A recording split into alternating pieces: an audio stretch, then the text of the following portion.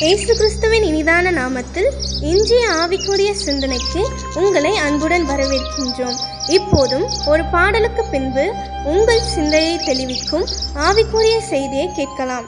அண்டீனோர் கண் பொருவம் ஆராதனை, அண்டீனோர் கண் பொருவம் ஆராதனை, கண்டோர்கள் களி தீர்க்கும் காரணனை பூரணனை கண்டேன் என் கண் குளிர, கர்த்தனை இன்று கண்டேன் என் கண் குளிர, கர்த்தனை இன்று கொண்டாடும் விண்ணோர்கள் கோமானை கையிலே கண்டேன் என் கண் குளிர.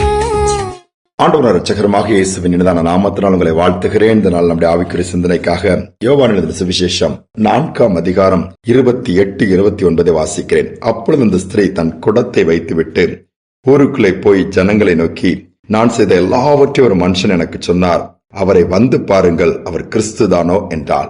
சமாரியா என்கிற ஊருக்கு இயேசு போறாரு. அது மத்தியான நேரம்.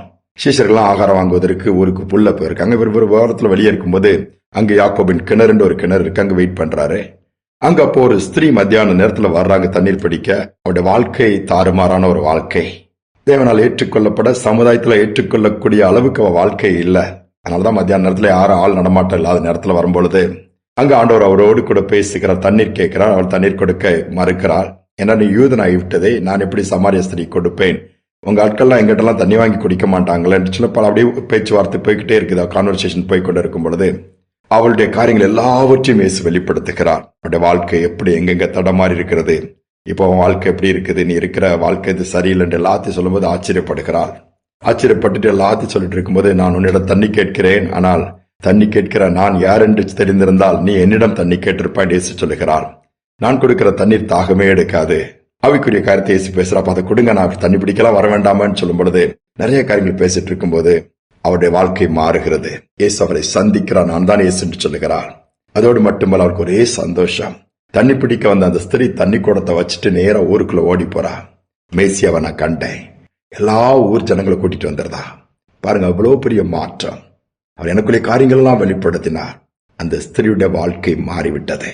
இயேசுவின் சந்திப்பு எப்படிப்பட்ட மனிதனை மாற்றிடாது. எவ்வளவு முரட்டாட்டமுள்ளவர்களா இருக்கலாம், அவர் வாழ்க்கை தடுமாறுகிற நிலைமையில இருந்தாலும் என் நேசரின் சந்திப்பு, நேசரின் சத்தம் அவர்களை மாற்றிடும். ஒரு அருமையான குடும்பம், கணவனும் மனைவியும் நல்லா சந்தோஷமா இருக்கிறாங்கன்னு சொல்ல முடியாது. ஆனா மனைவி ஆண்டவரை பிரியப்படுத்துகிற ஒரு சகோதரி. வாரத்துல ஒரு நாள் ஒரு கூட்டத்துக்கு போவாங்க. கணவன் ஆனா அந்த கூட்டத்துக்கு போறது இவர் தடுக்கிறதுல கொண்டு விட்டுட்டு வருவாரு. பார்க்கிங் ஏரியாவில் நின்றுடுவாரு, ஸ்மோக் பண்ணுவாரு, ட்ரிங்க் பண்ணுவாரு. நீ போமா உள்ள, நமக்கு இதெல்லாம் உடன்படாது, செட் ஆகாது, அந்த இயேசுவை நீ பிடிச்சுக்கோ, நான் இங்கே இருக்கிறேன்னு சொல்லி பண்ணிட்டு அப்படியே பரியாசம் பண்ணுவார். அவர் இன்னும் பருவில் வர்றாரு. முடிஞ்ச உடனே ஒய்ஃபை வீட்டுக்கு கூட்டிட்டு வந்துடுவாரு. குடிப்பாரு. இதுல கொஞ்சம் மன வருத்தங்களும் சில நேரத்தில் வருவது உண்டு. நாட்கள் போயிட்டு இருக்கும்போது ஒரு நாள் இவர் அங்க நின்றுட்டு இருக்கும்போது இவருக்கு எப்பவுமே ஆர்குமெண்ட்ல சொல்லுவார், அந்த இயேசுங்கிறீங்க என்ன வந்து பார்த்து என்ன மாத்தட்டுமா பார்க்கலாம், நான் ட்ரை பண்ணி பாக்குறேன், குடிய விட முடியல, ஸ்மோக்கிங் விட முடியல, அவர் மாத்தட்டும், அப்ப வேணா மாறிக்கிறேன் யார் கேட்டாலும் சொல்லிடுவாரு. சும்மா உட்காந்து இது பண்ணிட்டு ஸ்மோக் பண்ணிட்டு இருக்கும்போது அந்த பிரேயர் டைம் அங்க நல்ல கூட்டம், அந்த வல்லமையா பயன்படுத்தப்பட்ட ஊழியக்காரர் பிரசங்கித்துட்டு இருக்கிறாரு. தேவனுடைய வல்லமை இந்த சகோதரனை தொட்டுச்சுது. தொட்ட உடனே அவர் கையில இந்த சிகரெட்டு கீழே விழுந்துச்சுதே. அந்த இடத்துல நிக்க முடியாம விழுந்தாரு. விழுந்து உடனே ஆண்டவர் பேச ஆரம்பிச்சாரு, சத்தத்தை கேட்க ஆரம்பிச்சாரு. அந்த சத்தத்தை கேட்ட உடனே நடுங்க ஆரம்பிச்சிட்டாரு. நடுங்கி உடனே நடந்த மாதிரி எந்திரிச்சு எடுத்து சரி பண்ணிட்டு உடனே கூட்டம் முடிஞ்சிச்சு. ஒய்ஃப் தான் வாங்கப்பா போலான்னு 2 பேரும் வீட்டுக்கு போனாங்க. இவர் போற வழியில ஏதாவது கிண்டல் அடிப்பாரு, ஒண்ணுமே பண்ணல, அமைதியா இருக்கிறாரு. என்னடா நம்மால ஒண்ணு அமைதியா இருக்கிறாரு, ஒண்ணுமே தெரியல, ஒரு டயர்டா இருப்பாரு. அந்த சகோதரி பெருசா இடத்துக்குள்ள வீட்டுக்கு வந்தாங்க, ஆகாரத்தை சாப்பிட்டாரு, ஒண்ணுமே பேசல, எதுவுமே இது பண்ணல. குடிக்கவும் போல நேரா தன்னுடைய தூசி படிந்த வேதாகமத்தை தேடி கண்டுபிடிச்சு தூசி தட்டி வாசிக்க ஆரம்பிச்சாரு. முழங்கால் நின்று ஜபிக்க ஆரம்பித்தாரு. அவருடைய வாழ்க்கையை மாறிடுச்சுது. எல்லா கெட்ட பழக்கம் அவரை விட்டு போயிடுச்சுது. என்னாச்சுன்னு கேட்கும்போது இயேசு என்னை சந்தித்தார். அவருடைய சத்தத்தை நான் கேட்டேன். இப்ப குடிக்கணுங்கிற எண்ணம் இல்லை, ஸ்மோக் பண்ணணும் எண்ணம் இல்லை, தப்பு பண்ண எல்லாமே மாறிடுச்சுதே. இப்போ எனக்குள்ள பெரிய தெளிவு வந்துருச்சு. இவ்வளவு நாள் வீணாக்கிட்டேன்னு ஃபீல் பண்றேன். இப்போ ஆண்டவர் என் கூட இருக்கிறான்னு சொன்னாரா, இவ்வளவு பெரிய சந்தோஷம். இயேசுவின் சந்திப்பு இதை தான் கொண்டு வரும். மேசியாவை கண்டேன்னு சொல்றாங்க. இன்னைக்கு மேசியாவை பார்த்திருக்கிறோமா, சத்தத்தை கேட்டிருக்கிறோமா? நம்மை சந்திக்கும்படி அவர் அனுப்பப்பட்டிருக்கிறாரே.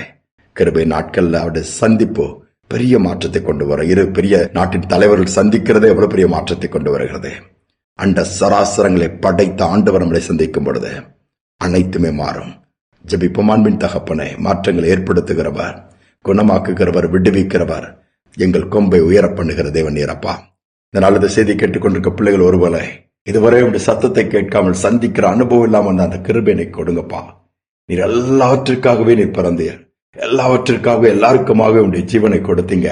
இன்னைக்கு பரிந்து பேசிக் கொண்டிருக்கிறீங்கப்பா. இந்த நாளிலும் அங்கலாய்த்திருக்கிற பிள்ளைகள் உடைய சத்தத்தை கேட்கட்டும்.